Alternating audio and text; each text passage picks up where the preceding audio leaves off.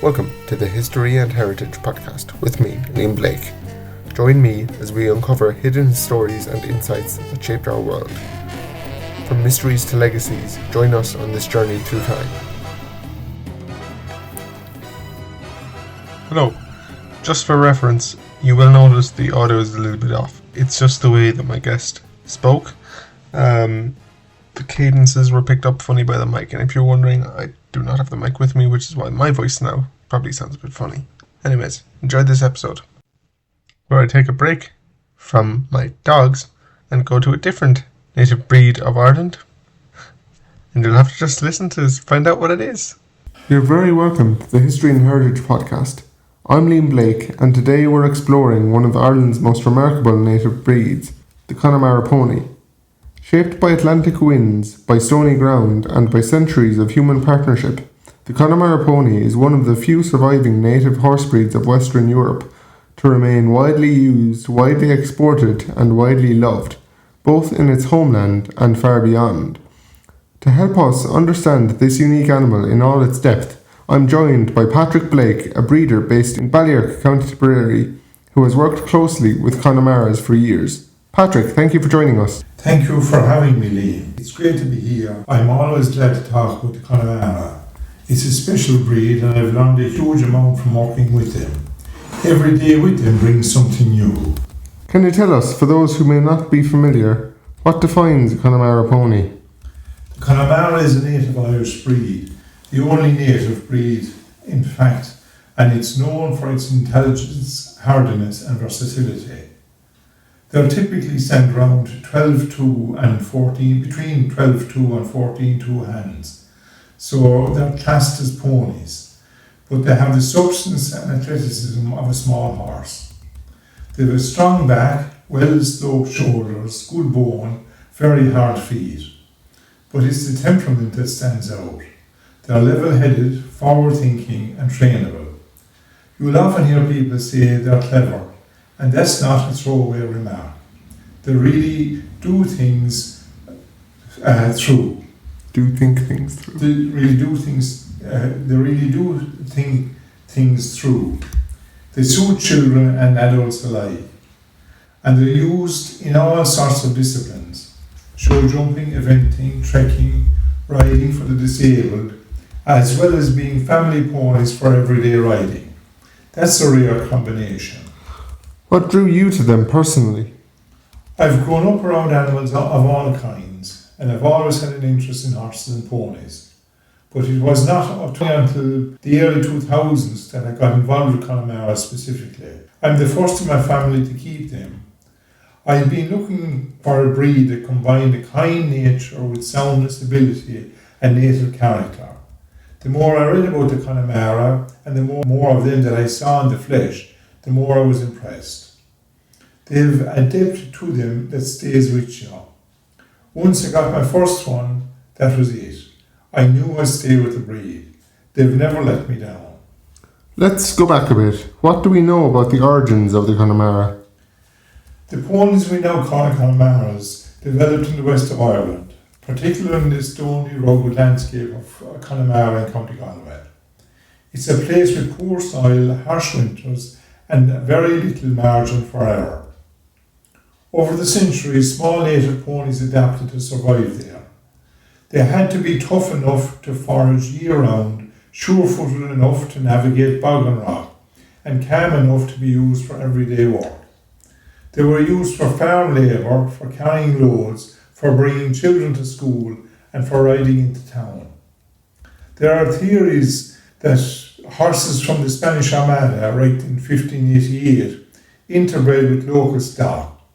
Whether or not that's true, and it's hard to prove definitively, the result was a hardly useful, versatile pony with strong bone and a sensible temperament. By the 19th century, the type was well recognised locally, even if the name Connemara Pony wasn't formalised until later. When does the modern Connemara Pony emerge as a formal breed? That happens in the early 20th century. The Connemara Pony Breeders' Society was founded back in 1923 in response to concern that the native pony type was being lost. At the time, imported stallions and different breeding approaches were changing the traditional type, and there was a strong desire to preserve what had developed naturally in Connemara over hundreds of years. The Society introduced inspections, a stud book and a breed standard, and they started a whole show specifically for the breed. This gave clarity and direction to breeders, and it helped safeguard the pony's future. The stud book began with a number of foundation animals whose descendants are still found in pedigrees today. From that point forward, the breed became more structured, but its core traits were retained. What are some of those key traits, both physically and temperamentally? Physically, the ideal Connemara has a well-balanced body with a good length of rein, a strong back and loins, deep girth and sloping shoulders.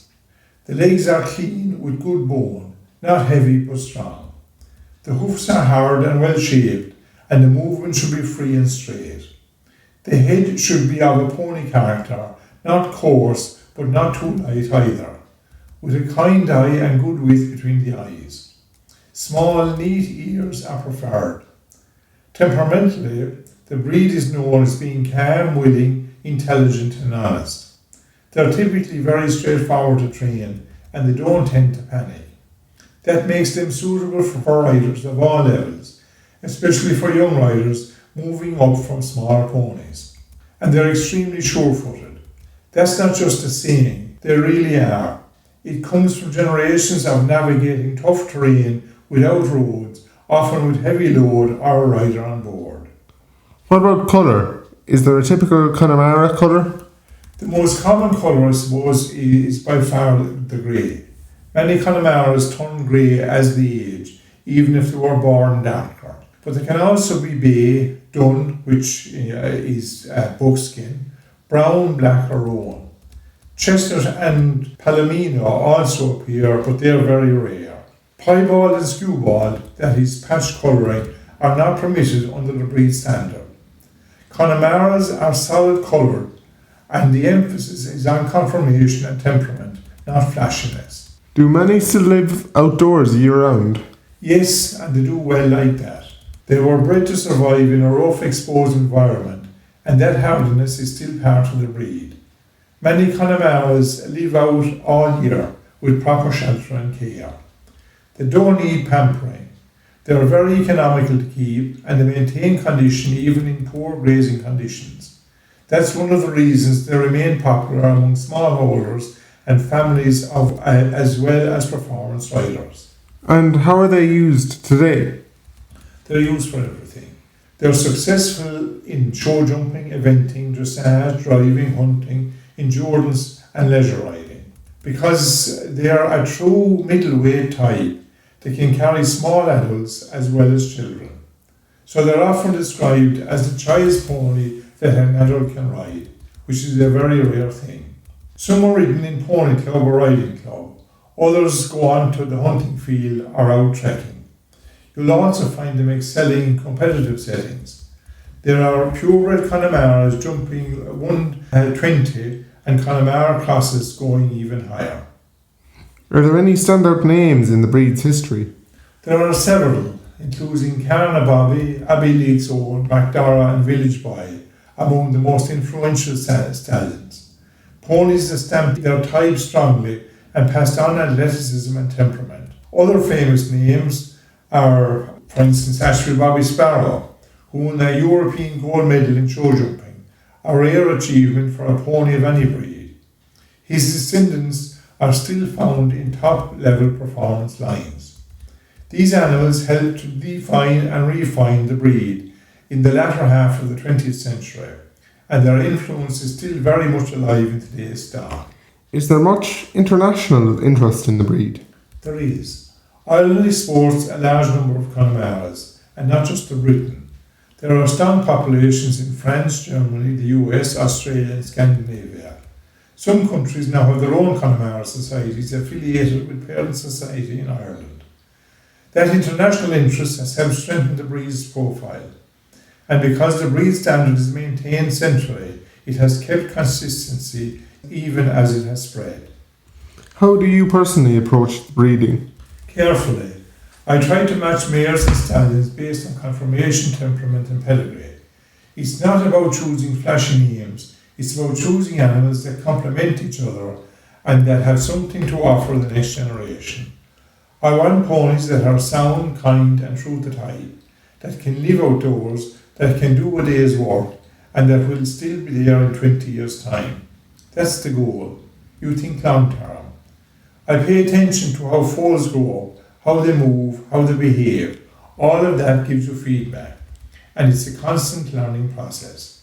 What would you say is the biggest misconception about Connemara's? Some people think of them as just children's ponies, or as being suited only to the west of Ireland, but that's long outdated. Connemara's are capable of competing nationally and internationally.